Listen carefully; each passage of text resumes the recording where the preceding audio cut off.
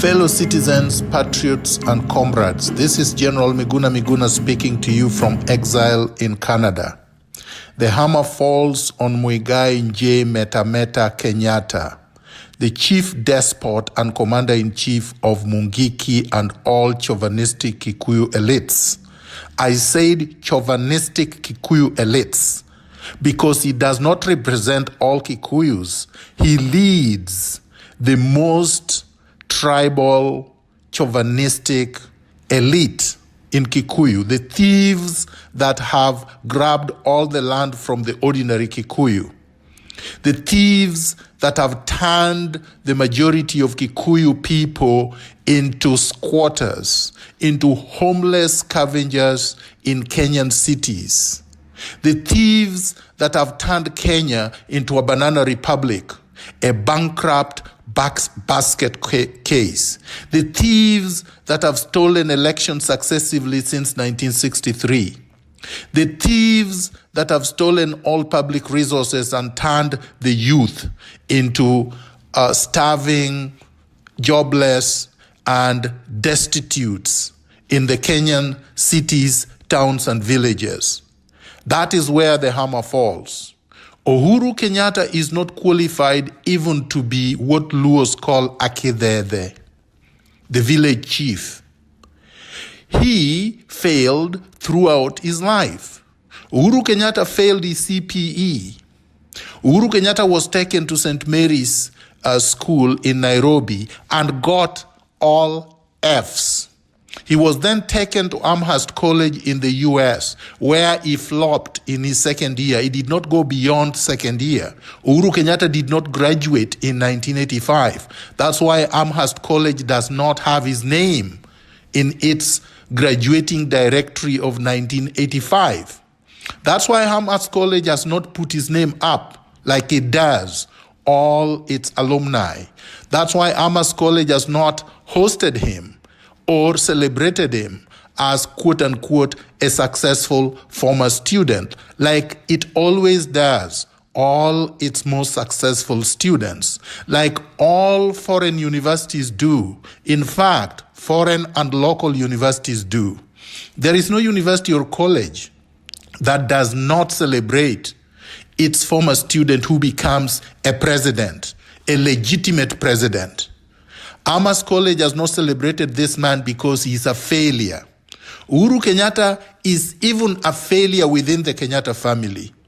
He was once given a restaurant and bar to run in Hurlingham, and he spent all his time smoking ganja, taking drugs, drinking, and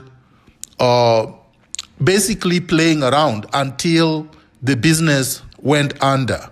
Uhuru Kenyatta was then put on a stipend by Muhoho Kenyatta, his younger brother.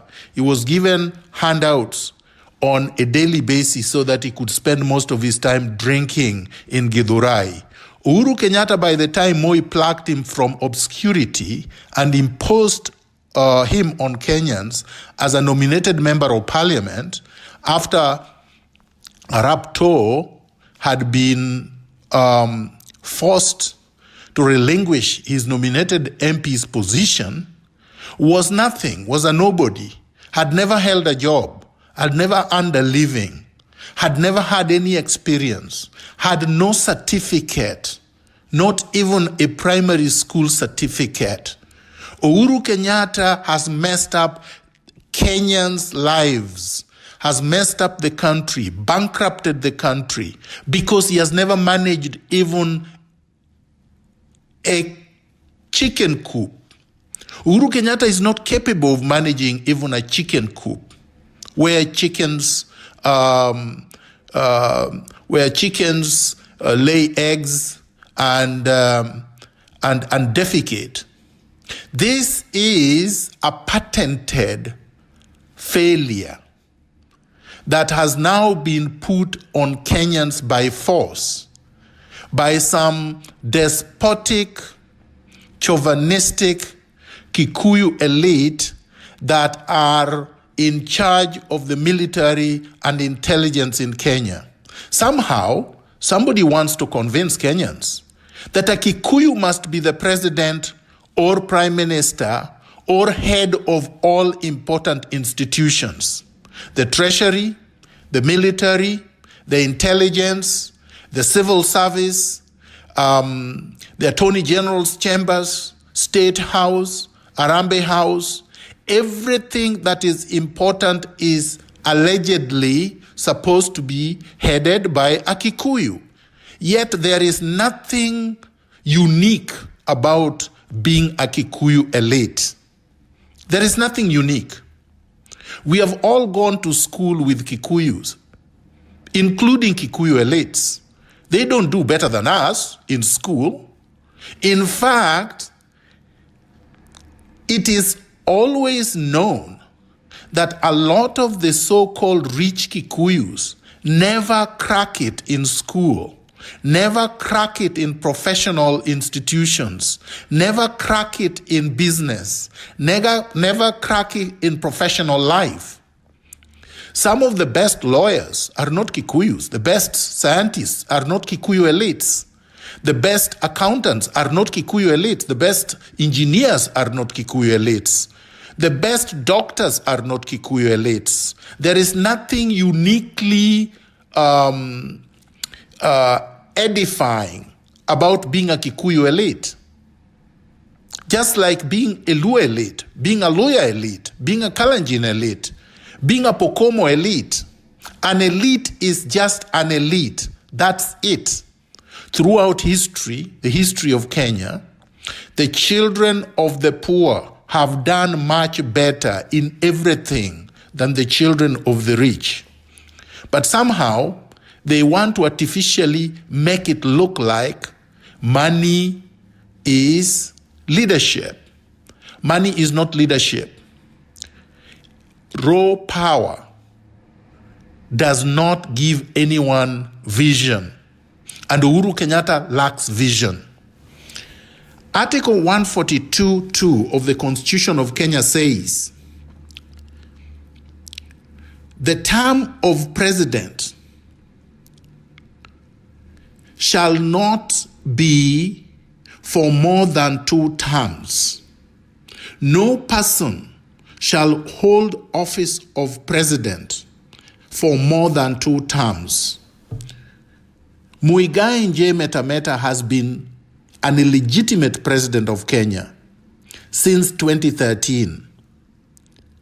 He was imposed, or he imposed himself as the president of Kenya in 2017 through electoral fraud. And he remained president through brute force. Uhuru killed Chris Msando. Let Raila and his zombies not lie to Kenyans. Uhuru Muigai Kenyatta killed Chris Msando.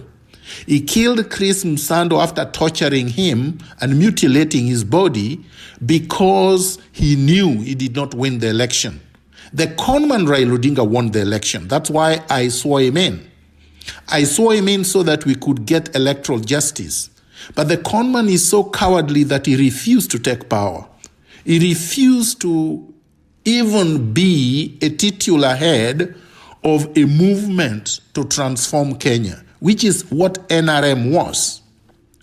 NRM Kenya was formed to transform Kenya, to make it into a merit-based society, to stop people like Metameta from institutionalizing impunity, and to stop the plunder that has been going on since 1963.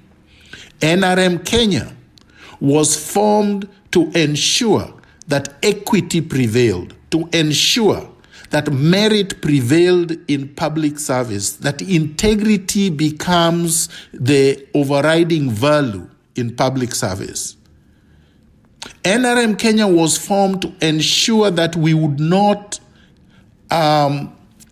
be suppressed and repressed by oligarchs, by elite chauvinists like Uhuru Metameta. But Raila Odinga feared that transformation because he knows that his children and family members are so inept, are so mediocre, just like Uhuru Kenyatta's, are total failures, and that the only way they can maintain their artificial privilege and wealth is to continue with the dysfunctional, mediocre, tyrannical regime that Uhuru presides over.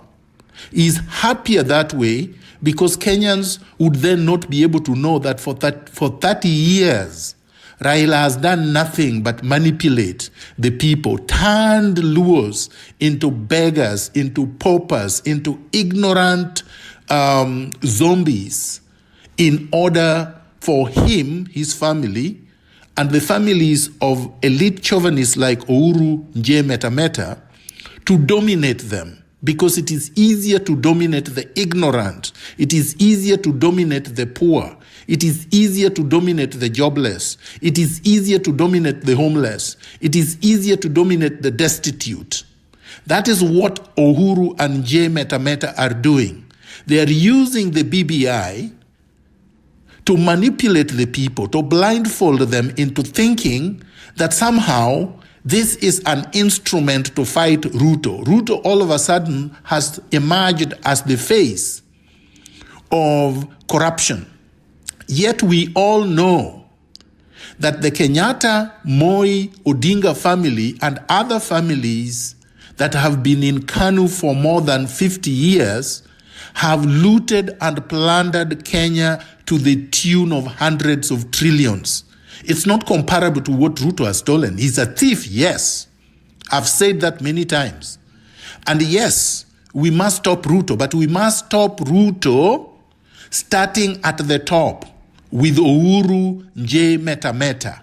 We must stop Uhuru Kenyatta from mutating into a life despot, which is what he wants to be.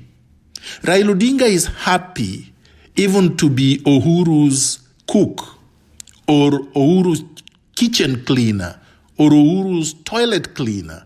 Raila Odinga is very happy even if he were to be nothing but a puppet running around like a peacock with no power, like he doesn't have power right now.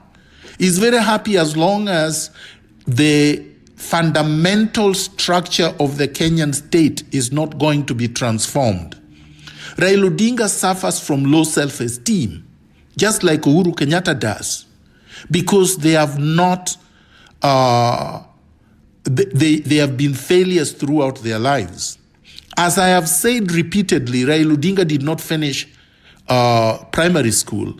He left grade or standard 6 after beating up a teacher, hitting a teacher with a stone at Maranda Intermediate and being expelled. The teacher was called Oremo. Raila was expelled. Then Odinga shipped off his useless son to East Germany, where again, Raila did not finish the village polytechnic where he attended. When Raila came to Kenya, he was hired at the University of Nairobi as a lab technician. He was not teaching engineering at the University of Nairobi. Raila Odinga does not have a bachelor's degree in engineering. Raila does not have a bachelor's degree in anything.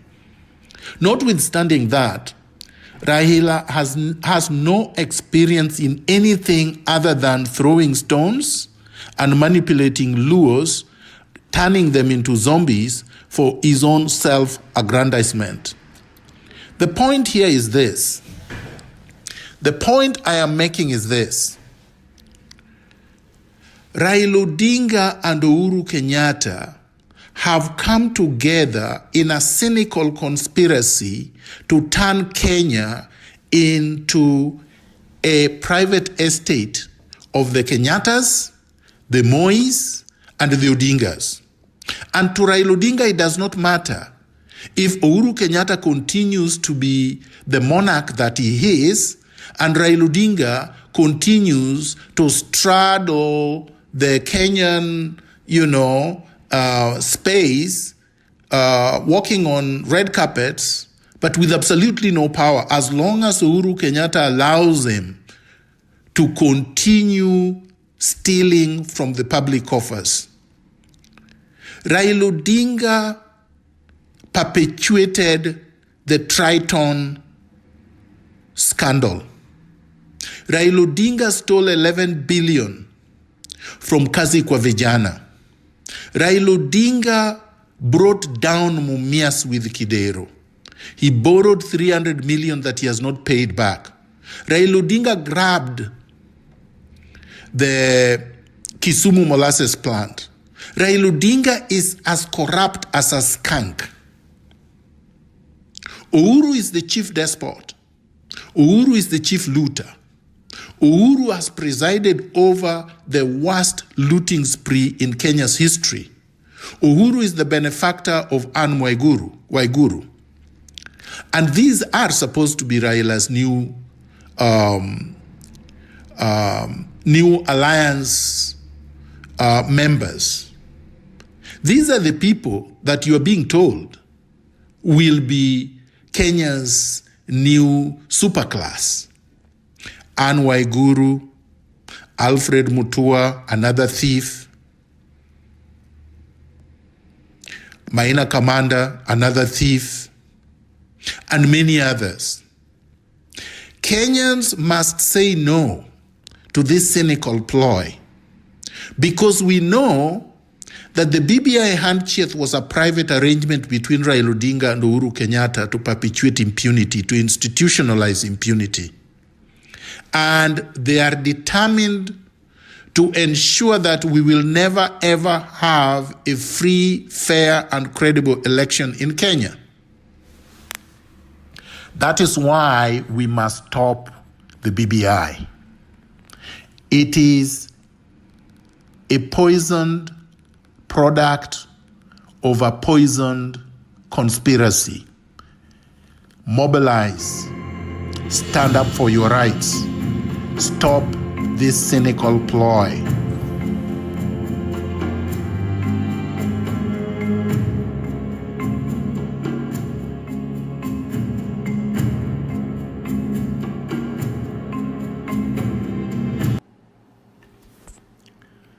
In case you'd like to order my books, for those who are in the continent of Africa, Asia, the Middle East, you can go to www.nuria.co.ke.